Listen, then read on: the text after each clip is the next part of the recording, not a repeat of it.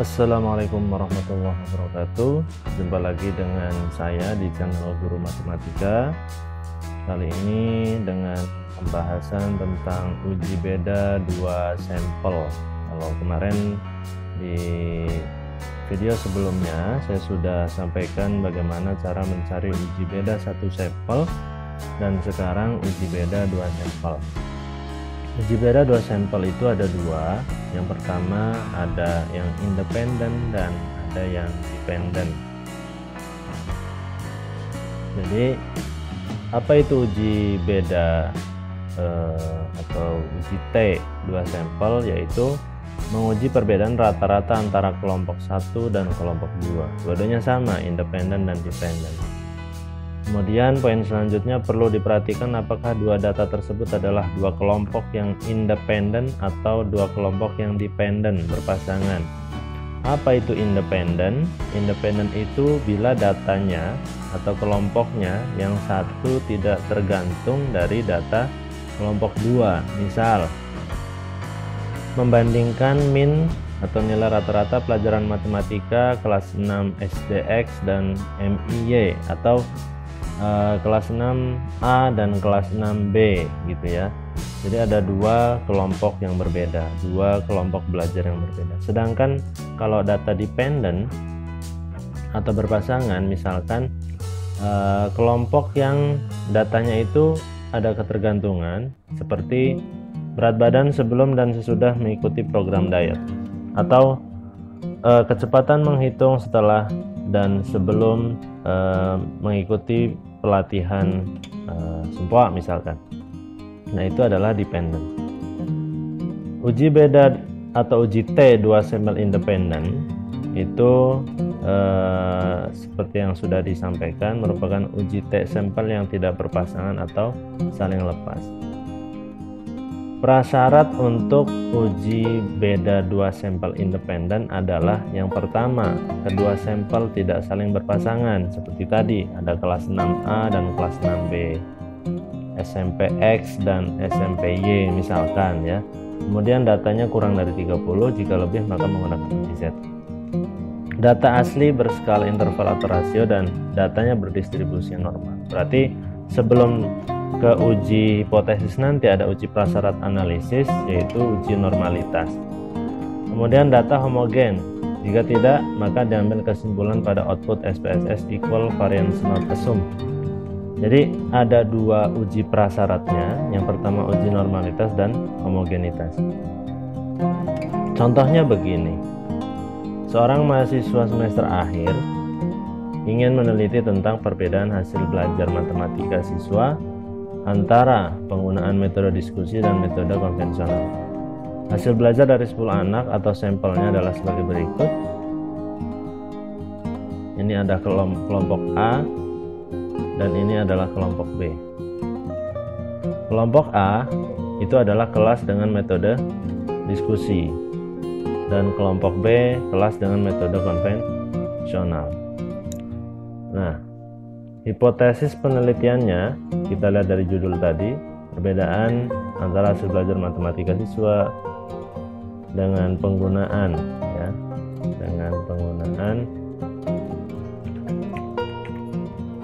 metode diskusi dan metode konvensional. Yang pas kayaknya dengan ya.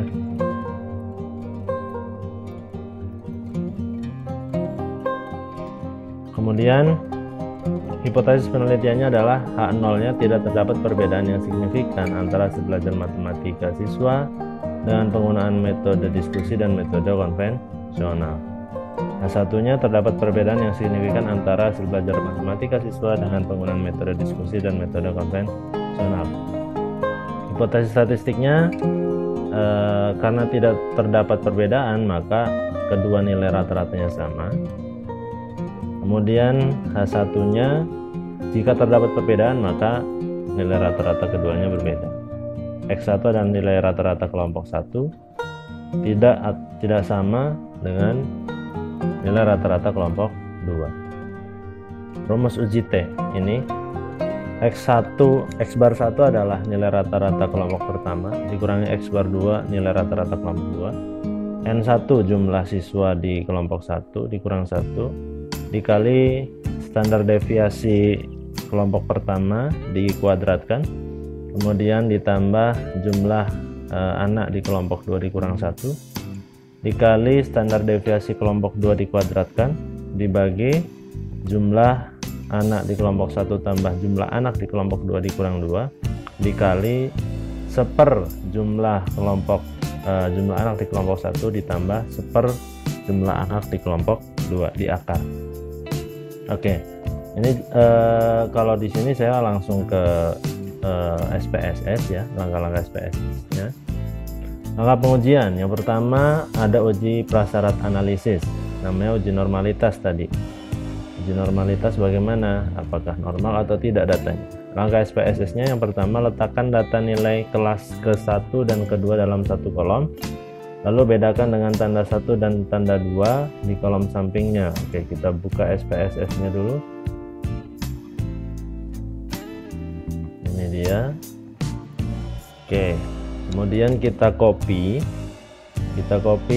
data dari nilai tadi.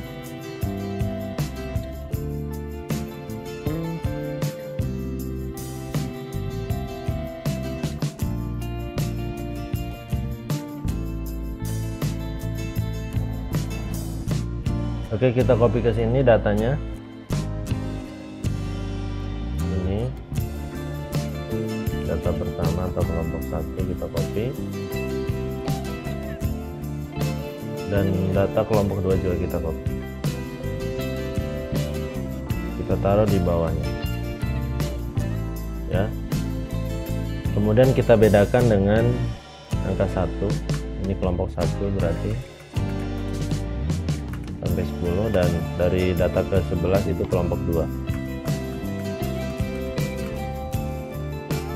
Oke, kita ubah di sini nilai, dan ini adalah kelompok. Kemudian desimalnya kita kurangi, labelnya di sini nilai matematika, dan di sini kelompok belajar, kelompok aja ya, belajar. Value-nya bisa kita tambahkan di sini. Satu adalah metode diskusi, dan kelompok 2 adalah metode konvensional.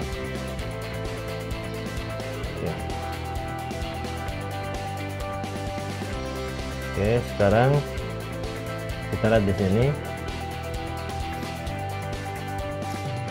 Kemudian kita klik Analyze Descriptive Statistics Explore. Analyze Descriptive Statistics Explore. Nah, masukkan nilai matematika ini dalam dependent list dan kelompok belajar di factor list. Kemudian ini klik plot dan centang factor level together. Plot, centang factor level together. Stem and leaf, histogram, normality plot with t-test, ya. Power estimation, dan continue. Oke. Maka keluar output SPSS seperti ini. Kita ambil dari sini. Nah, udah,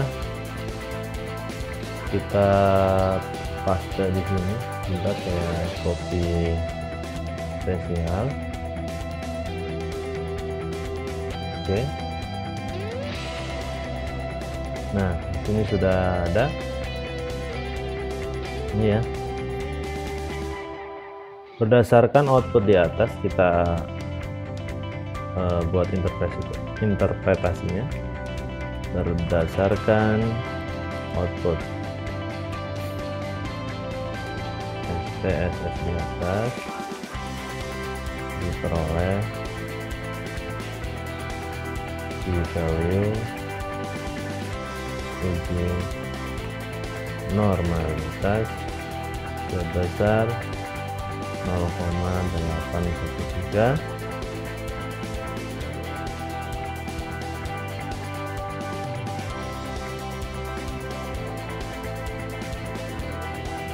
normalitas sebesar 0,813 kelompok A ya. Ini kelompok A sebesar atau kelompok metode diskusi ya 0,813 dan kelompok B sebesar 0,842. Ini lebih dari 0,05 dan ini juga lebih dari 0,05. Maka kedua kelompok tersebut nilainya adalah homogen, normal. Jadi output di atas diuji normalitas kelompok A itu 0,813 lebih dari 0,05 dan kelompok B 0,842 lebih dari 0,05.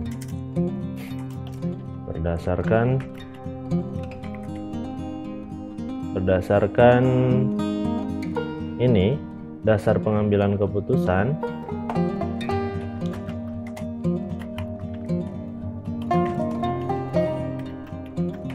maka data tersebut berdistribusi normal. Oke. Jadi kalau lebih dari 0,05 data berdistribusi normal. Oke. Nah, ini adalah uji normalitas. Kemudian uji homogenitas. Bisa dengan cara ini atau dengan hasil dari yang uji tadi. Kita lihat di ini. Nah, test of homogeneity of variance. Nah, kita bisa copy ini ya. Nah, oke.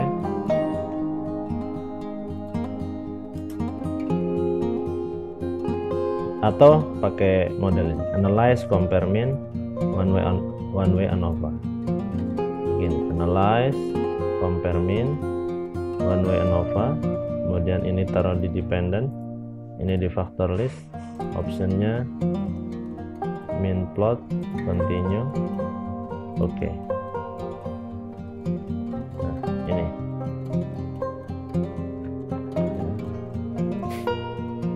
atau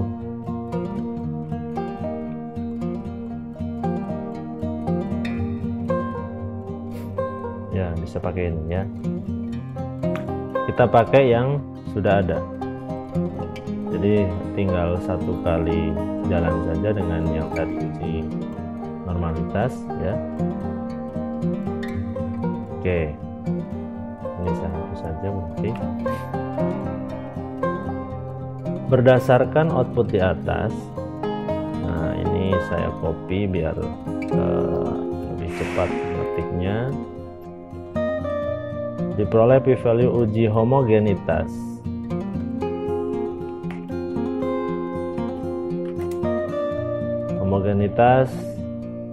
based on mean, ini ya, based on mean.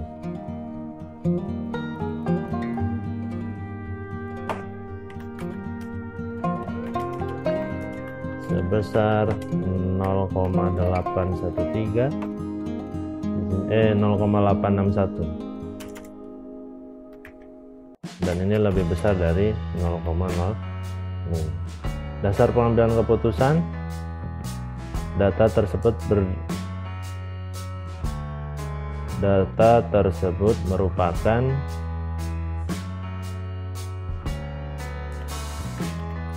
data yang sama atau homogen. Jadi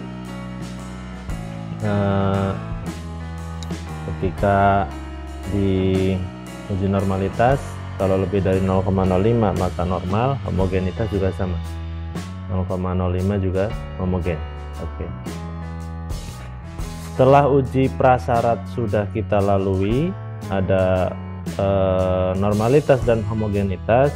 Normalitas datanya normal, homogenitas datanya homogen, maka lanjut diuji hipotesis. Gimana kalau tidak normal dan tidak homogen? Kita pakai uji non parametrik. Nah, karena ini normal dan homogen, maka kita pakai uji T. Uji T-nya adalah Analyze, Compare Mean, Independent T-Test.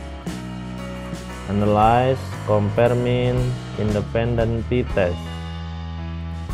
Nah, ini masukkan ke tes variabel, kelompok belajar ke grouping.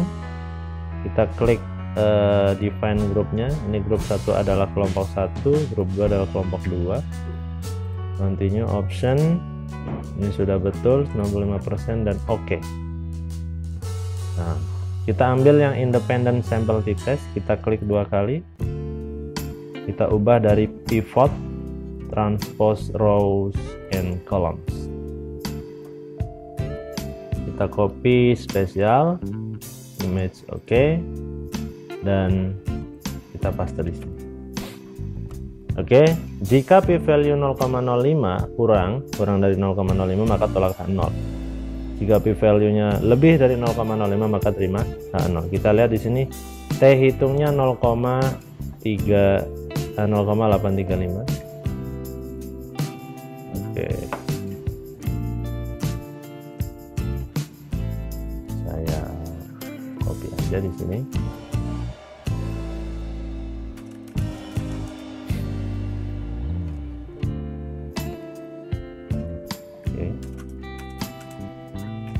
Berdasarkan output SPSS di atas diperoleh T hitung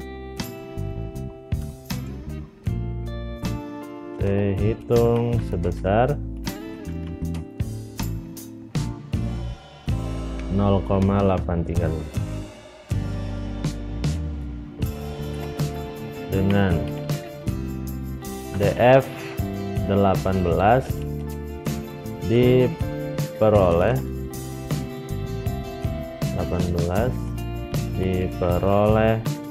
T-tabel. Kita lihat T-tabel, bisa dilihat atau dicari di Google. Ini T-tabel dengan DF 18 dan ini derajat kepercayaan 0,05, berarti di kolom ketiga kita cari yang 18 ini, berarti 1,7346 artinya T hitungnya lebih kecil dari T-tabel. T hitung berarti lebih kecil dari T-tabel. Kemudian p-value uji T, p-value-nya adalah di sini berapa? P-value-nya 0,861. Oh ini sorry, 0,415. 0,415. Nah, 0,415 itu lebih besar dari 0,05. Berdasarkan pengambilan keputusan, maka terima H0. Ya, terima H0. Tolak H1. Kita lihat di sini. Kalau lebih dari 0,05 maka terima H0. Kesimpulannya adalah